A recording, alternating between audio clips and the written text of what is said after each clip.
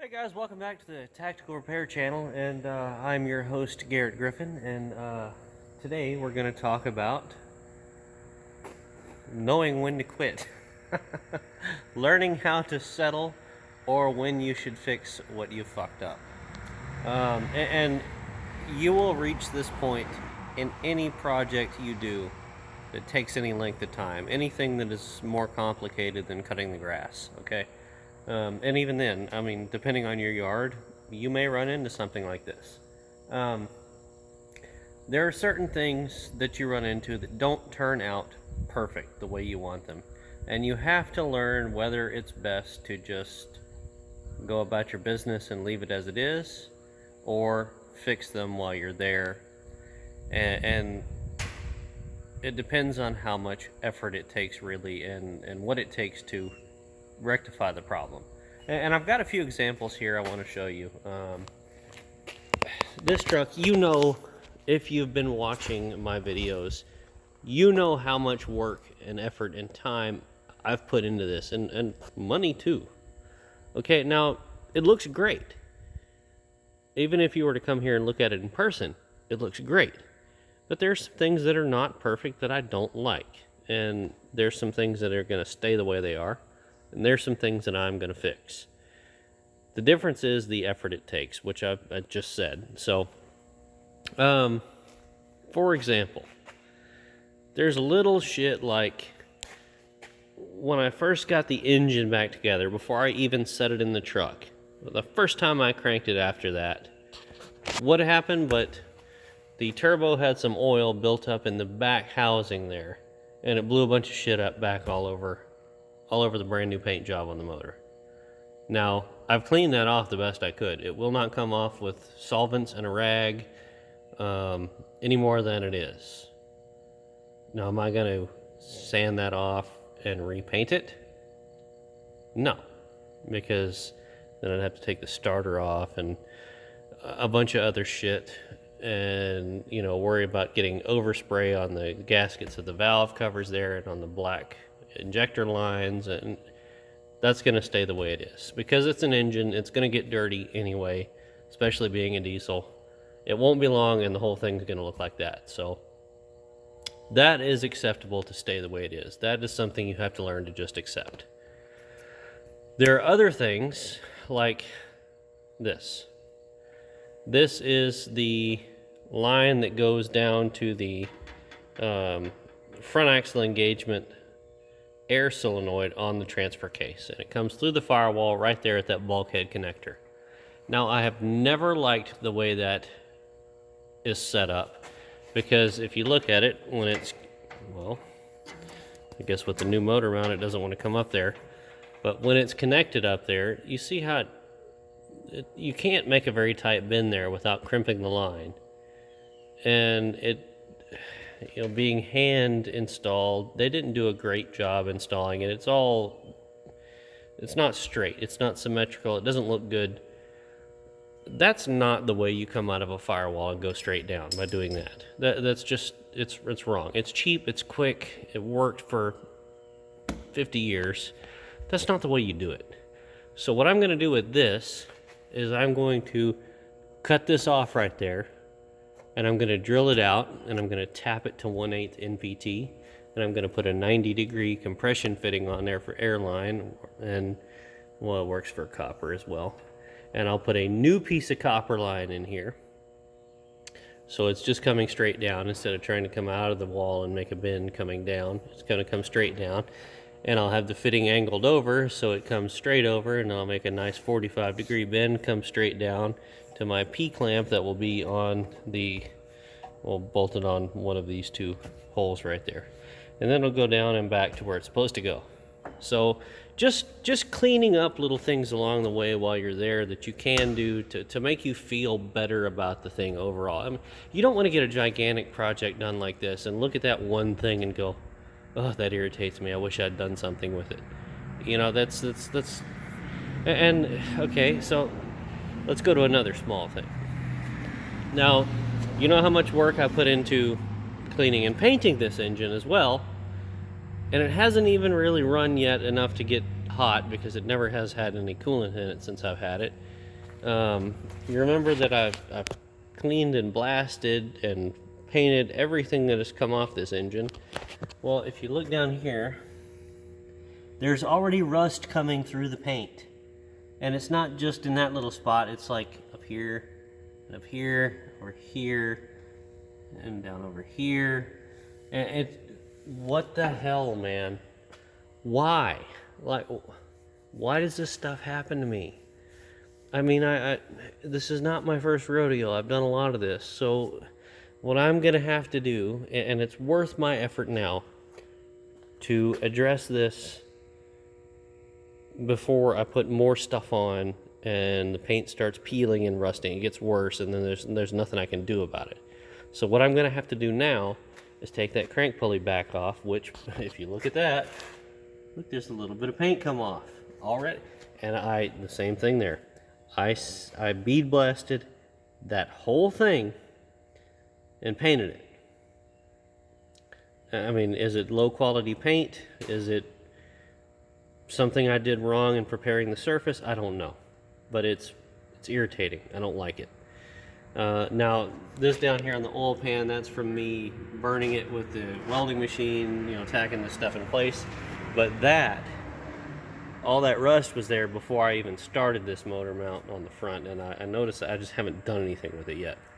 So what I will probably do is pull the balancer off, pull that bracket and the tensioner off, pull that bracket and the idler off, and pull that plug off because I don't want to overspray on it. And I will scuff the shit out of this whole thing with a scuff pad, and then I'll spray it again and hope the rust, well, I'll probably wipe it with some Ospo actually to kill the rust that started. And like I said, I'll spray it again. I'll have to lay some stuff over my other stuff that I don't want overspray on.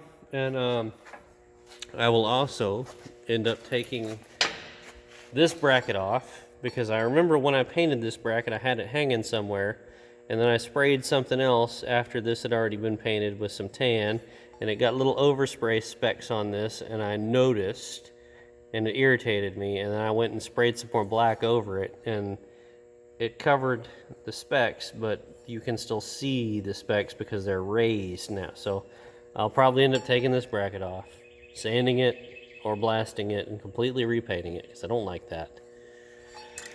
And that's just like, that's not that big a deal. It sounds like a lot of work, but it isn't. And like all my bolts and stuff, like they're rusty. I mean, this is Louisiana. It's humid, okay? This shit is gonna happen eventually. But when it hasn't even been on the road yet, really, come on, man. I remembered that now this tensioner, there's a bolt behind it on the timing cover that it keeps hitting, and it stops it in its range of motion.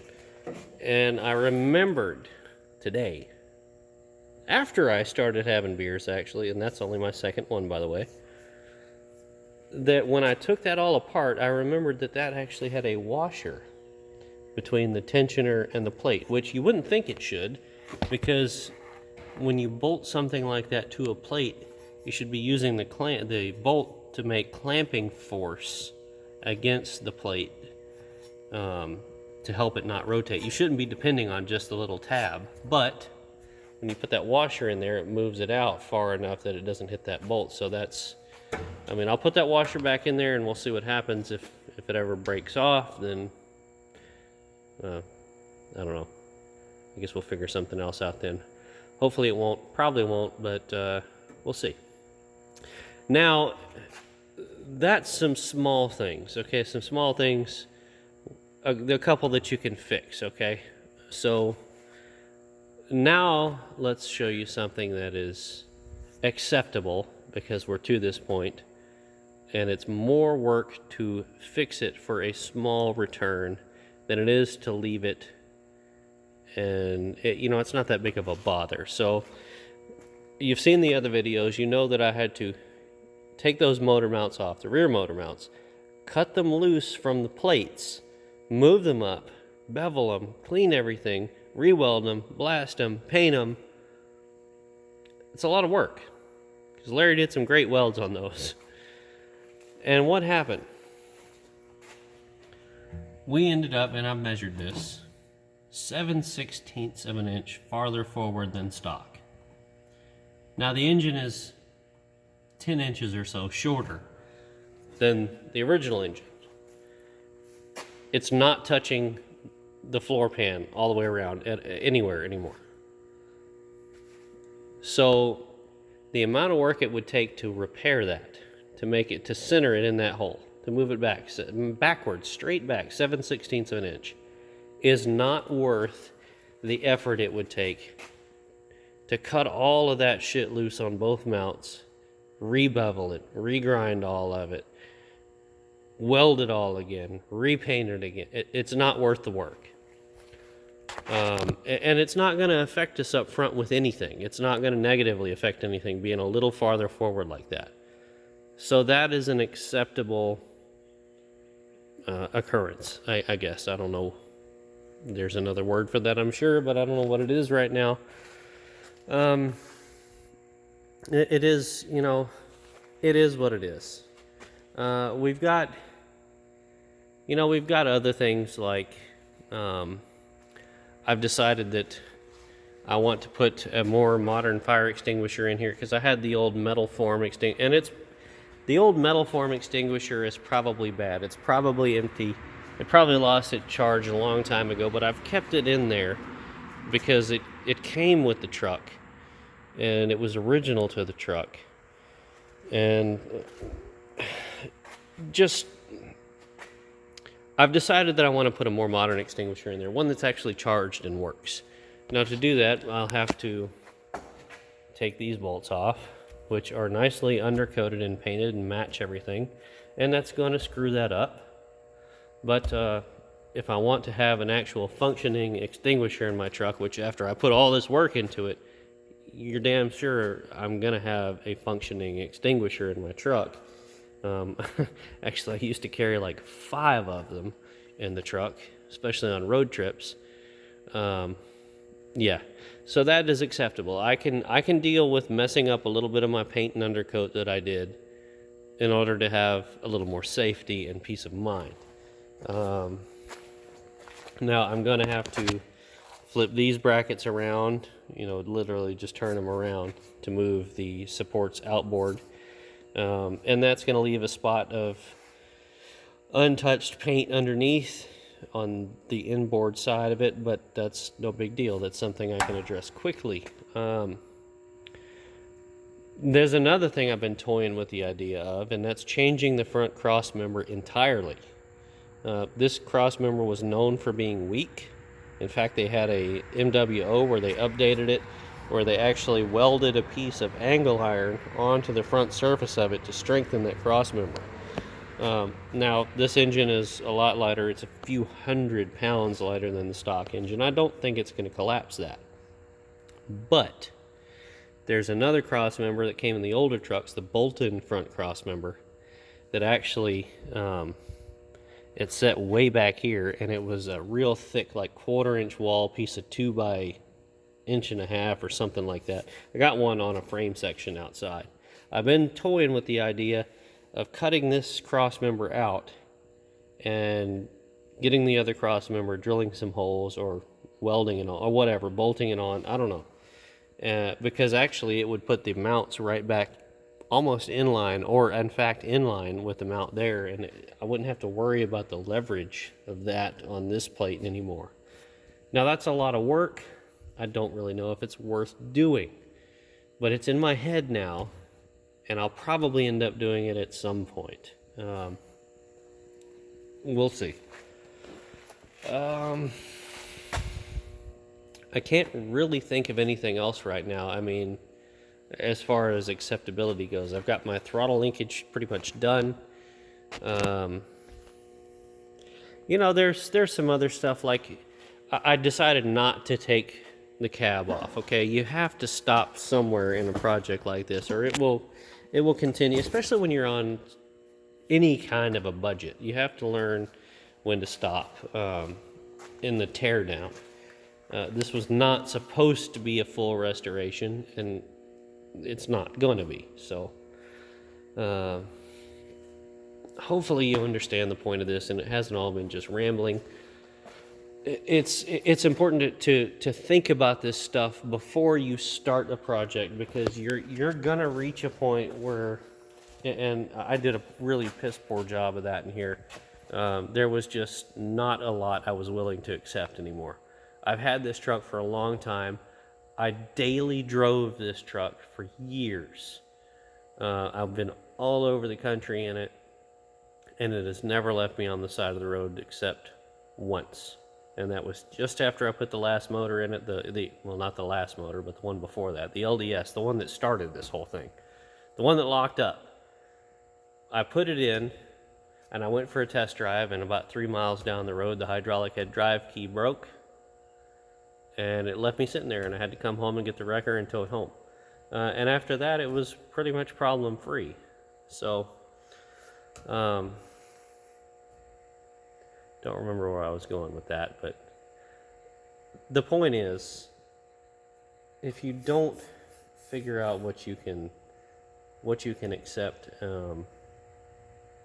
you're going to end up going a lot deeper in the project than you intend to, which is exactly what I did. I didn't spend the time to think about what I really wasn't happy with, what I could accept, and exactly what you've seen if you've been watching this video series. The farther I got into it, the less I was willing to accept the condition of the truck.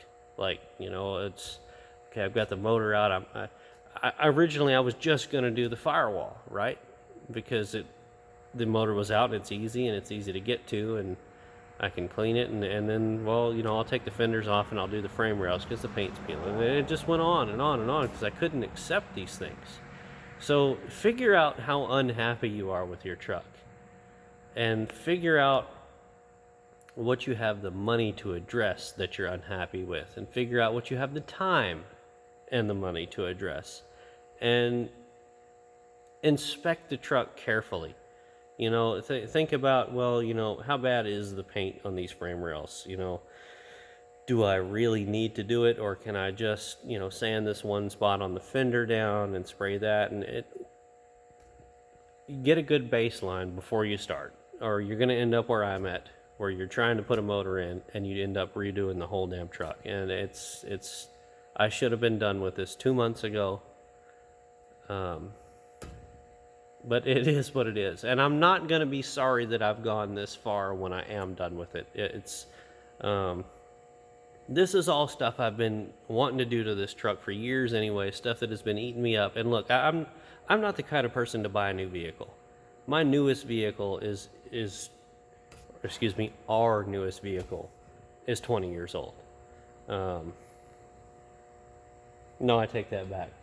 The Honda that she had, the little Civic, when we met, that's a 2005. That's the newest vehicle we have. I'm not a new car person. I like stuff that lasts. I don't like computer everything that fails for no reason. I don't like plastic shit that just falls apart. I don't like stuff that is designed to make me need to buy a new vehicle every 5 years.